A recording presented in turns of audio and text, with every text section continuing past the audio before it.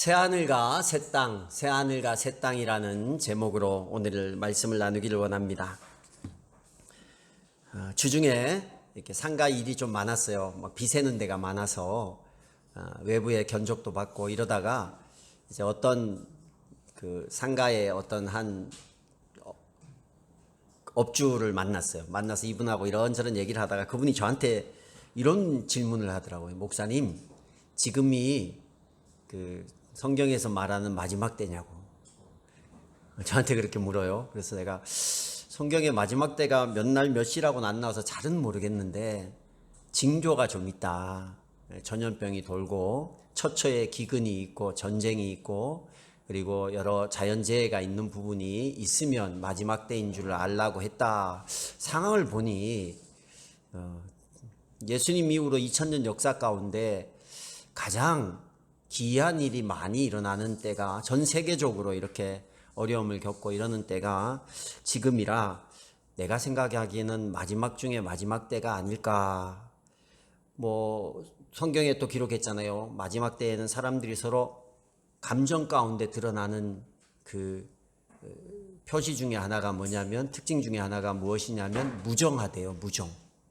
여러분 요즘에 뉴스 이렇게 보세요. 얼마나 무정한 뉴스가 많이 나오는지 몰라요. 끔찍한 뉴스가 많이 나오는지 몰라요. 자기 배로 낳은 아이를 그냥 버리기도 하고 부모를 죽이기도 하고 입에 담기도 어려운 이런 일들이 무정한, 정말 이게 상식적으로 저는 일어날 수 없는 일들이 많이 일어나는 걸 보면서 마지막 때가 왔구나. 여러분 어떤 생각하세요? 주님이 내일 오셨으면 좋겠어요? 아니면 좀 10년 후에 왔으면 좋겠어요? 내일 오면 안 되겠다, 우리 가연자매네. 미안해요. 그러니까 이렇게 뭔가 집을 사놓고 입주를 앞두고 있는데 주님이 오시면 얼마나 억울해요. 평생 이렇게 집 살려고 돈을 모아서 집을 드디어 당첨을 돼서 내일 모레 들어가는데 모레가 들어가는 날인데 내일 주님이 오신다 그러면. 그래서 우리가 재림에 대해서, 주님의 오심에 대해서, 그게 사실은 마지막인데 우리의 정말 인생의 준비인데 우리는 거기에 대한 생각보다 그냥 내 인생의 끝에 대한 준비만 하고 있는 것 같아요. 근데 노후는 어떻게 할까? 노후에 살 집을 어떻게 마련하고 연금을 어떻게 받고, 저도 그래요. 그런 생각 많이 해요. 어떻게 준비를 해서 편안하게 노후를 보낼 수 있을까? 근데 정말 우리의 끝이 내 인생의 직장이 끝나고 내 인생의 노후가 되고 내가 죽는 그 순간을 준비를 잘하면 그게 우리의 끝일까요? 우리의 진짜 끝은 거기가 아니라 우리의 진짜 끝은 예수님을 만날 때예요. 그래서 그 만날 때를 준비를 잘해요. 그게 분명히 있기 때문에, 확실하기 때문에 그때를 준비를 잘못해두면 주님 만났을 때 많은 후회가 있어요. 그래서 우리의 생각이 내 노후에 관심이 더 많은지, 천국에 하나님 오심에 대해 더 많은지에 대해서 우리를 좀 생각을 해봤으면 좋겠어요. 오늘 이사야서는요, BC 700년경에 기록이 됐어요. 정확히는 잘 몰라요. 680년에서 730년 사이에 기록이 되었을 것이다. 그러나 이제 북이스라엘이 멸망하고 북이스라엘이 이스라엘이 남과 북으로 갈라져 있었잖아요. 그런데 BC 722년에 북쪽의 이스라엘이 멸망을 합니다. 아수르에 의해서. 그리고 남쪽의 유다만 남아 있어요. 남쪽의 유다가 언제 멸망이 돼요? BC 586년에 멸망이 돼요. 바벨론에 의해서. 그래서 그 멸망하기, 여기 기록을 보면 유다는 아직 멸망하지 않았어요. 그러니까 이사야가 이 메시지를 유다에 전했을 때 그래도 신실했던 하나님을 잘 믿었던 유대 땅 사람들을 향해서 이 메시지를 전하고 있어요. 근데 66장을 읽어보시면요, 여러분, 제가 66장을 읽으면서 이사야도 이게 무슨 말인지 모르고 얘기했다, 이 생각이 드는 거예요. 이사야도 자기가 예언을 하는데 하나님께서 감동을 주셔서 유다 백성들에게 말은 해요. 감동을 줬으니까. 근데 자기가 하는 말이 무슨 말인지에 대해서 정확히 몰랐을 거예요. 왜냐하면 그 당시의 문화로 봐서 도저히 이해할 수 없는 얘기를 이사야가 말하고 있어요. 어떤 얘기입니까? 마지막 때에 하나님의 재림과 심판이 있을 것이다 라는 이야기예요.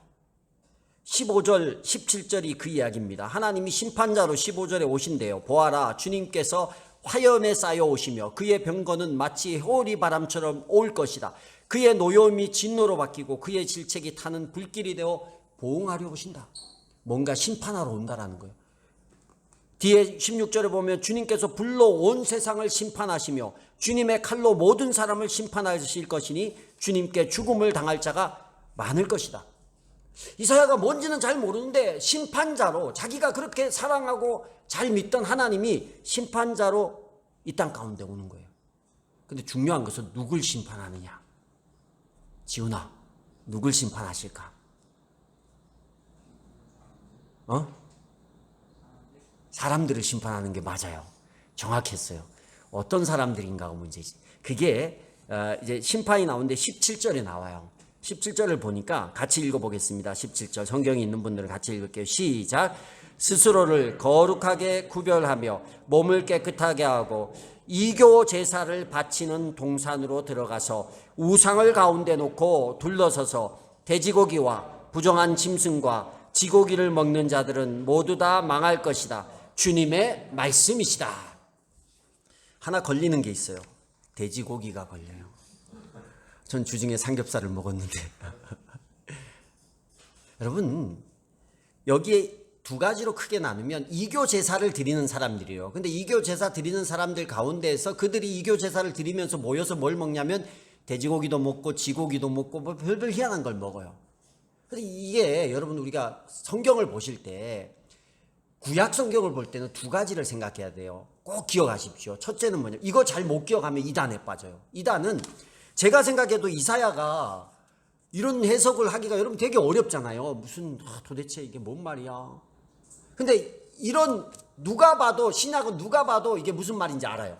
사랑하라 뭐 이런데 구약은 이렇게 앞뒤를 안 보면 무슨 얘기인지를 몰라요.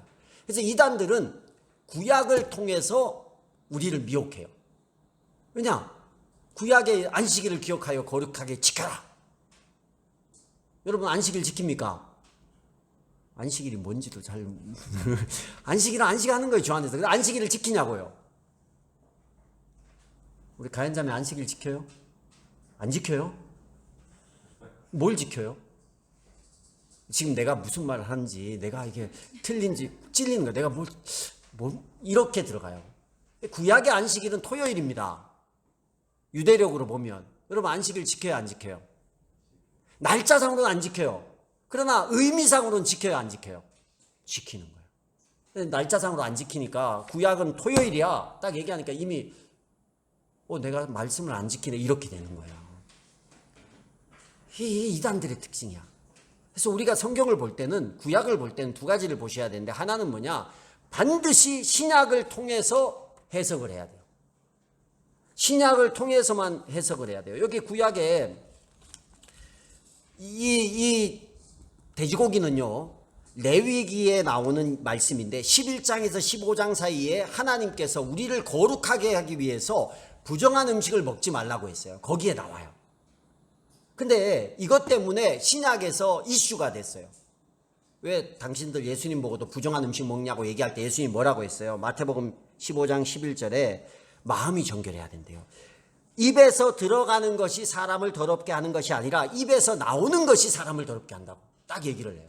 그래서 너희가 먹는 걸 가지고 그렇게 사람을 구약에서는 하나님께서 어떤 가이드라인을 줘야 돼요. 그 시대의 문화에 맞게. 그래서 이런 것을 해서 너희가 거룩을 지켜라 했다 그러면, 신약에서 야, 이제 더 이상 먹는 걸로 우리가 더럽혀지는 게 아니라 우리의 마음에서 나오는 더러운 말들, 이런 걸로 더러워지는 거다. 예수님이 딱 바꿔줬잖아요. 구약에 있는 십계명 거기도 안식일을 기억하여 거룩히 지키라 분명히 나왔어요. 그래서 이걸로 십계명도 안 지키냐? 여러분, 십계명만 안 지켜요? 십계명만 안 지키시냐고. 우리는 11계명 때문에 살고 있어요. 들키지 말지니라. 11계명 때문에 살고 있단 말이에요. 그래서 이 10계명을 앞에 있는 4계명, 뒤에 있는 6계명이 하나님 사랑, 이웃 사랑이잖아요. 그래서 예수님께서 이 땅에 오셔서 이런 수많은 율법 가운데 뭘 지켜야 됩니까? 뭘 잘 지켜야 됩니까? 라고 딱 질문할 때 하나님 사랑, 이웃 사랑 두 가지 있잖아요. 진짜 하나님 사랑한다면서 이웃 사랑하지 않으면 하나님 사랑 안 하는 거고, 하나님을 사랑하려는 방법은 이웃을 사랑하는 게 하나님 사랑하는 방법이다. 명쾌하게 정리해 줍니다. 그래서 구약은 신약과의 모순이 없어야 돼요. 안식일을 기억하여 거룩히 지켜라. 예수님이 마태복음 22장에 세계명 얘기하면서 안식일에 손 마른 자를 고쳐주시잖아요. 이웃사랑, 이게 진짜 하나님 사랑이라고. 여러분, 예배 오다가 누가 길에 사고가 났어요. 어려움을 당했어요. 제가 설교자예요. 어려움 당해 있는데 여러분, 제가 어떻게 해야 될까요? 제가 이 사람을 도와주고 119를 부르고 막 이러다 보면 예배에 늦어요. 그럼 여러분 궁금할 거 아니에요. 앉아서 목사님 왜 안 오나, 늦잠을 주무셨나 막 그러면서. 어떻게 해야 돼요? 아, 나 예배 드려야 되니까, 나 예배 인도자니까. 중요하잖아요. 그 한 사람도 중요하지만 여기 있는 사람 뭐 보니까 꼭 죽을 것 같진 않고, 나만 아니고 누가 지나가다가 이 사람 또 보고 신고할 것 같고, 근데 나는 예배를 인도해야 되니까 예배로 와야지. 이게 누구냐면 그 선한 사마리아인을 보고 강도 만난 자를 보고 그냥 지나간 제사장이라 레위인들이라는 거예요. 그 얘기하시면서 안식일 날 그 사람들은 율법에 빠져서 사람 살리는 일을 하는 게 아니라 자기가 하고 있는 그 율법을 지키는 일을 했단 말이에요. 그게 아니야. 율법의 정신은 그게 아니야. 율법의 정신은 하나님을 사랑하기 위한 건데, 그 하나님 사랑은 이웃 사랑을 통해서 표현되는 거야. 가르쳐 주시는 거예요. 안식일도 재해석해 주는 거예요. 주님 안에서 쉼에 대해서. 그래서 구약의 내용은 신약하고 모순이 안 돼야 되고 예수님을 통해서 다시 해석을 해야 돼요. 또 하나, 구약을 해석할 때 문자주의가 있고 문자적 해석이 있어요. 문자주의로 해석하는 사람이 있어요. 이단들이. 문자주의로 해석하는 게 뭐냐면 이거예요. 문자 있는 그대로 지켜야 되는 거예요. 돼지고기 먹지 마라. 어떻게 해야 돼요? 안 먹어야 되는 거예요. 그게 문자주의예요. 문자적 해석은 조금 더 다릅니다. 문자적 해석은 성경이 기록된 그 당시 상황의 특성을 고려해야 돼요. 성경이 구약을 보면 역사서도 있고요, 시가서도 있어요. 시적으로 쓴 것도 있어요. 수필처럼 쓴 것도 있어요. 그 다음에 예언적으로 쓴 책도 있어요. 예언에 대해서 자기도 무슨 말인지 몰라. 하나님 준 걸 그냥 선포할 뿐이야. 어떤 일이 일어난지도 모르고, 이사야처럼. 그런 게 문체나 당시 상황이나 문화적인 특성이나 이런 걸 고려해서 해석을 해야 된다는 거예요. 그게 문자적 해석이에요. 신학교에서 배우는 건데, 근데 이단들은 신학교에서 제대로 못 배워가지고 문자주의 해석을 해요. 이 이만희나 막 안상호 이런 사람들 보면 그렇게 신학이 정말 우리가 보는 그들의 교리는 너무 형편이 없거든요. 근데 거기에 왜 넘어가는지 모르겠어. 근데 거기 왜 넘어가냐면 여러분, 성경에 있는 그대로를 얘기하기 때문에, 문자 쓰인 거. 그러면 여러분, 구약에 있는 족장들은 근친상간 했어요, 안 했어요? 그 당시에는 근친상간 했어요. 사촌끼리 막 결혼하고 이랬단 말이에요. 문자적 해석은 지금도 사촌끼리 결혼하는 게 인정이 돼야 돼. 그래서 좀 이단적인 기독교는요, 근친상간을 허용하는 기독교가 아니라 이단이에요. 이 성경을 그렇게 해석하는 데는 근친과의 결혼을 인정해요. 그리고 일부 다처제 인정합니다. 왜냐, 구약에서 일부 다처했으니까. 근데 그 시대의 그 시대의 문화와 그 시대의 어떤 삶이 그런 남아있는 잔존들, 그 시대적 상황을 전혀 고려하지 않고 문자 있는 그대로 지금으로 옮겨 놓는 거예요. 그런 실수를 범하는 거예요. 여러분, 속지 마십시오. 그런데. 그래서 구약에 있는 문화도 연구해야 되고 역사도 연구해야 되고 당시 상황도 연구를 해야 되고. 그래서 이 이야기가 왜 쓰여졌는가? 돼지고기 왜 먹지 말라고 했어요? 레위기서를 얘기하면서 사람들이 너무 부정하게 사니까 너희 몸 자체를 정결하게 해라 해서 먹을 수 있는 음식, 먹을 수 없는 음식을 하나님께서 하나님을 잘 섬기고 거룩을 유지하기 위해서 구별해 줬단 말이에요. 그 당시에. 그래서 피 먹지 마라 뭐 이런 얘기 성경에 있잖아요. 선지 먹으면 안 된단 말이에요. 선지 이런 거. 근데 그거를 지금 그대로 가져오는 경우가 있어요. 그래서 여기는 돼지고기 때문에 시험 들까봐 제가 이런 얘기를 하는데, 어떤 사람이 심판을 받느냐면 이교도 그러니까 우상을 숭배하는 자예요. 우상 숭배하는 자의 특징이 뭐냐면 출애굽기에 자기를 위해서 우상을 섬기는 거예요. 자기를 위한 삶을 사는 거예요.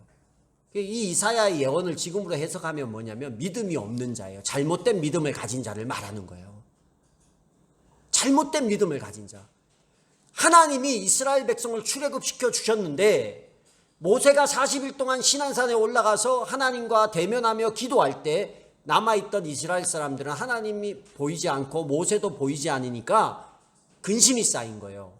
그래서 자기들의 마음의 평안을 위해서 우리를 구원해 준 하나님을 우리가 만들어 달라. 그래서 금을 모아가지고 금송아지를 아론을 통해서 만들어서 이것이 우리의 하나님이다. 이렇게 말하는 거예요. 우리가 많은 우상이 그렇게 만들어져요. 뭔가 절대자에 대한, 신에 대한, 하나님이 우리를 창조했기 때문에 하나님의 형상으로 만들었기 때문에 우리 안에는요 종교를 찾는 본성이 있어요. 원숭이는 제사 지내지 않아요. 원숭이는 예배하지 않아요. 왜냐, 하나님이 창세기 때 우리를 만들 때 우리 안에 생명을 부어주셨거든요. 홀리 스피릿, 영을 부어줘요. 거룩한 영을. 그래서 우리가 본성적으로 무언가를 찾게 돼 있어요. 배움이 없고 조금 우리가 어떤 아프리카에 가면 부족들 사회에서도 뭘 해요? 종교를 배우지 않은 그들 가운데도 뭘 해요? 다 부족장이 있어요. 뭐 이상한 의식들이 있단 말이에요. 그게 우리 안에 심겨진 절대자에 대한, 창조주에 대한 씨앗 때문이에요.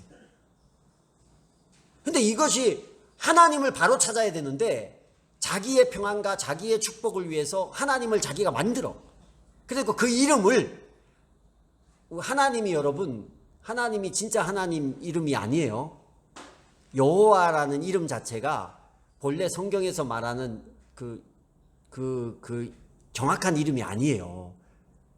그 히브리어에 모음을 빼가지고 발음을 정확히 못해요. 야훼라고 하기도 하거든요. 야훼 그대로 읽으면. 근데 그냥 우리나라에서 우리가 믿는 이 하나님이 우리는 하나님이라고 부르고 여호와로 부른다 이렇게 성경에 기록되어 있지 정확하게 그 명칭을 아는 사람은 아무도 없어요. 근데 우리는 이 성경에 있는 그 하나님을 하나님으로 믿고 따르는 거예요. 예수님 이름은 정확해요. 그러나 하나님의 이름에 대해서는 아무도 몰라요. 그냥 그렇게 부를 뿐이지. 근데 이 성경의 하나님이 아니라 자기 나름대로의 하나님을 만드는 거야. 그리고 그 안에 그 하나님이 우리를 어떻게 인도하셨다라고 하는, 그게 다른 종교란 말이에요. 종교가 그렇게 생겨나기 시작했어요. 여러 종교가. 근데 이 당시에도 있었단 말이에요. 하나님이 세상을 만들었는데 많은 이교도들이 다른 하나님을 믿는 거예요. 온전한 믿음이 없는 거예요. 그래서 이런 자를 심판하겠다라는 거예요. 지금으로 해석하면, 간단하게 해석하면 예수님을 안 믿는 사람을 심판한다라는 거예요. 그러면 믿는 사람은 어떻게 해요? 믿는 사람은 구해야죠. 이 재림이 막 불병거를 타고 오고 회오리 바람이 오고 어마어마하게 무섭게 심판으로 오지만 하나님께서 그 심판의 대상자는 하나님을 제대로 믿지 않는 사람이라는 거예요. 하나님에 대한 믿음이 없는 사람이에요. 하나님의 말씀을 전혀 모르는 사람에 대한 심판이지, 믿는 사람은 오히려 하나님이 그 심판의 때에 살린다라는 거예요. 그 뒤의 이야기가 18절부터 21절까지예요. 여러분, 우리가 예수님을 믿으니까 이 말씀이 이해가 되지, 여러분이 그 남유다 때 BC 700년의 이스라엘 백성이라고 생각해 보세요. 선민사상 있잖아요. 유대교주의적 선민사상이 있는 사람이라고 생각을 하고 이걸 읽으면 받아들이기가 매우 매우 어려운 얘기예요. 몇 가지 어려운 게 있는데, 제일 받아들이기 어려운 게 21절이야. 그 사람들 입장에서 뭐냐면, 나도 그들 가운데 제사장과 레위 사람으로 삼을 자를 택하여 세우겠다. 주님께서 말씀하신다. 그들 가운데라는 것은 이방 사람들이거든요. 이방에서 모은 사람들 가운데 제사장과 레위 사람을 뽑는다라는 게 말도 안 되는 얘기잖아요. 이사야가 이 이야기를 하면서도 스스로 이해가 안 돼요. 아니, 제사장은 유대인 중에 유대인, 하나님과의 관계를 맺는 정말 유대인 중에 유대인이 돼야 되고, 성전을 돌보는 레위인은 정말 신실한 사람, 유대인 중에 신실한 사람, 레위 지파만 할 수 있는데, 여기 보니까 스페인에서, 뿔에서, 룻에서, 두발에서, 야완에서 민족들을 모아가지고 이 사람들 중에 제사장과 레위, 이 지역이 어디냐면요, 뭐 스페인은 여러분이 잘 아시는 스페인이고, 구약의 개역 개정에는 스페인을 다시스 아시죠? 그 다시스가 스페인이에요. 다시스고, 그리고 여기에 뿔은 리비아를 말해요. 이집트 옆에 있는 리비아. 활 잘 쏘는 걸로 유명한 룻은 소아시아 지방을 말하고, 두발은 흑해 남쪽, 야와는 그리스 지역, 뭐 이런 지역의 사람들이야. 이스라엘이 아니에요. 이 지역의 사람들을 불러 모아가지고 그 중에 제사장과 레위 사람을 세운다는 거예요. 이사야가 이게 이해가 될까요? 어떻게, 말도 안 되지. 제사장은 오로지 이스라엘 민족 중에 나오는 사람이에요. 레위 지파 사람만 레위인으로 섬길 수 있어. 그런데 어떻게 이방에서 모아서 그 사람들을 막 수레에 태우고 병거에 태워서 예루살렘으로 다 데리고 와서 이 중에 제사장과 레위 사람을 세우지? 말도 안 돼. 여러분, 우리는 이해가 되죠? 그게 무슨 말인지. 우리는 왕 같은 제사장이에요. 신약이 나와 있잖아요. 이건 신약이 쓰여지기 700년 전에 구약이 쓰여졌어. 근데 그때 예루살렘 밖에, 이스라엘 밖의 사람들 가운데 제사장이 나온다란다. 레위 사람들이 나온다. 그 제사장과 레위 사람은 누구를 말해요? 이 이사야는 몰랐어요. 예수님이 이런 존재를 몰랐어요. 그래서 이사야서에 보면 예수 이렇게 그는 볼품이 없고 막 형체도 없고 우리 대신 질고를 지고 이런 구절이 나오잖아요. 예수님이라는 건 몰랐어요. 근데 이런 사람이 나올 것이라는 거에 대해서 예언을 할 뿐이에요. 자기도 모르지만. 언제? 예수님이 태어나기 700년 전에. 지금도 말하는 거예요. 그 이방 가운데에서 누가 오는데 그 사람들이 제사장이 되고 레위 지파가 될 거야. 누구예요? 표현만 못했지 이 사람들은 예수님을 믿고 복음을 받아들인 사람들을 이렇게 모으겠다라는 거예요. 원래요, 이 하나님이 모은다라는 표현 여기 보면 19절 20절이 그거거든요. 전부 이런 여러 지역에서 20절 보면 이 사람들을 이스라엘 자손이 성전에 바칠 예물을 깨끗한 그릇에 담아서 가져오는 것 같이 그들이 또한 모든 민족들로부터 너희의 모든 동포를 낳아 주에게 바치는 선물로 말과 수레와 가마와 노새와 낙타에 태워서 나의 거룩한 산 예루살렘으로 데려올 것이다. 그 이 흩어진 스페인과 뭐 리비아와 흑해 지역과 그리스 지역, 이 전 세계에 흩어진 사람들을 전부 수레와 가마와 하나님의 영광을 위해서 이런 데 태워서 예루살렘으로 온다라는 거예요. 모은다라는 거예요. 원래 하나님은 어떤 하나님이셨어요? 이전에 흩으시는 하나님이었어요. 인간이 교만해지고 자기가 높아지려고 할 때 하나님께서 그 인간의 무지함과 교만을 보시고 흩으셨어요. 그 사건이 뭐냐면 바벨탑 사건이에요. 다 흩으셨는데 이제는 하나님이 어떤 하나님이에요? 교만 때문에 흩어지고 스스로 높아짐 때문에 흩어진 사람들을 은혜 때문에 낮아지고 겸손해지고 예수님 때문에 죄를 회개하는 자들을 모으시는 하나님이에요. 전 세계에서 모아서 예루살렘이라는 상징적인 도시로 온다라는 것은 하나님의 새하늘과 새 땅으로 모은다라는 의미예요. 이사야를 통해서 예언해요. 마지막 때에 하나님이 예수 안 믿는 사람에게는 심판이지만 예수님을 믿는 사람에게는 새하늘과 새 땅을 구원을 하기 위해서 그들을 모으신다라는 거예요. 모으신다라는 거예요. 여러분, 어떤 사람은 예수님 밖에 구원을 외칩니다. 그러나 이 믿음, 이 심판에서 제외되고 구원받을 수 있는 믿음은 오직 예수 이름뿐인 줄로 믿습니다. 성경에 나와 있으니까 하는 거예요. 사도행전 4장 12절에 보면 이 예수밖에는 다른 아무에게도 구원이 없습니다. 사람들에게 주신 이름 가운데 우리가 의지하여 구원을 얻어야 할 이름은 하늘 아래의 이 이름 밖에 다른 이름이 없습니다. 아멘. 그리스도가 우리를 우리 죄에서 구해 주실 메시아라는 의미예요. 구원자라는 의미입니다. 그런데 제가 깜짝 놀란 게 어제 어떤 분이 이제 목사님 이걸 좀 봐주세요라고 이제 카톡을 하나 보냈어요. 그래서 이렇게 봤는데 제가 카톡을 이렇게 보고 그 내용을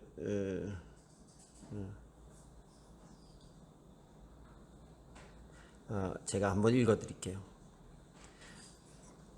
뒤에 부분만.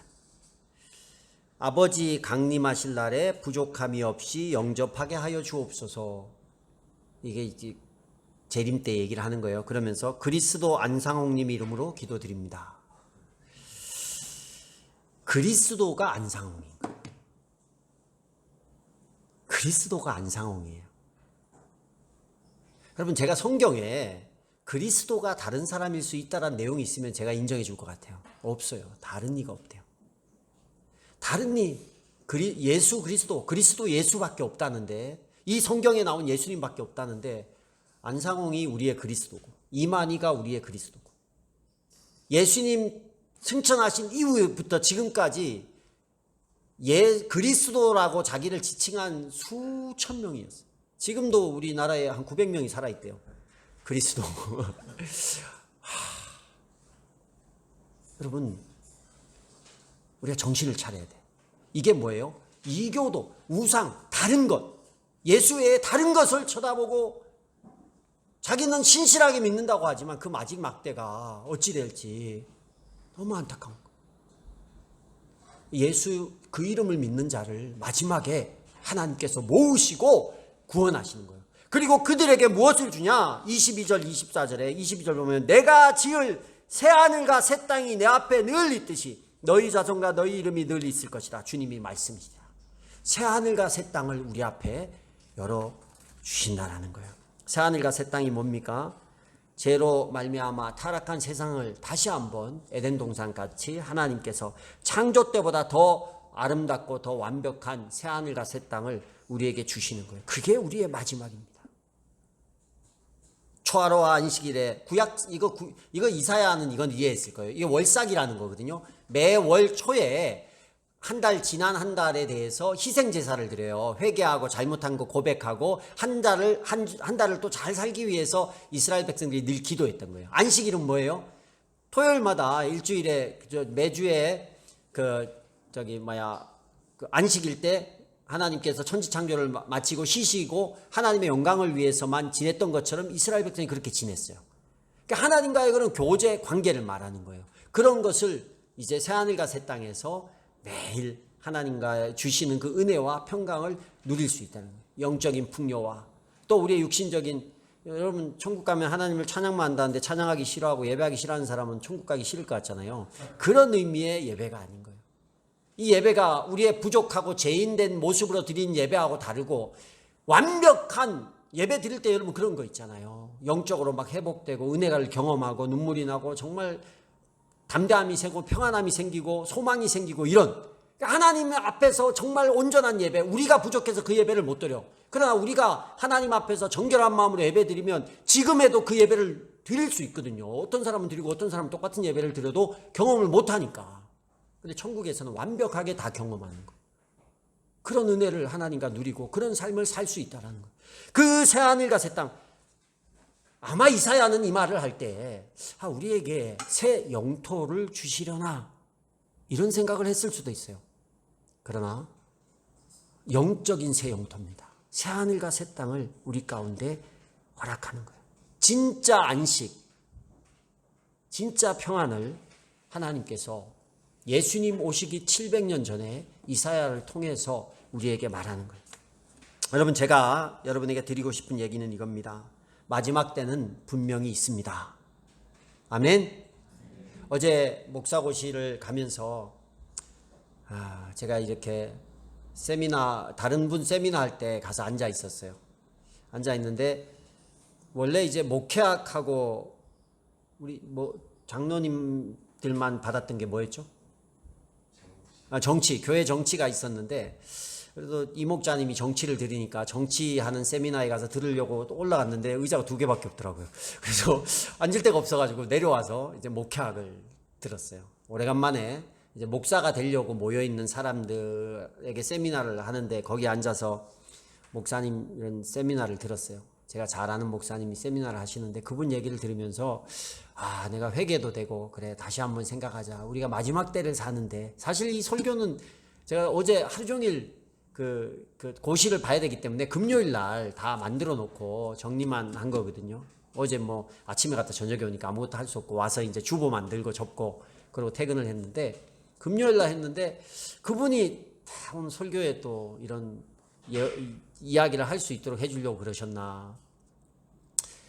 이렇게 얘기를 하시면서 어차피 우리가 목사들이, 목사 후보생 강도사님들이 딱 있는데 당신들이 어차피 주의 일 하려고 여기 앉아 있는데 우리가 너무 세상 거 바라보지 말자.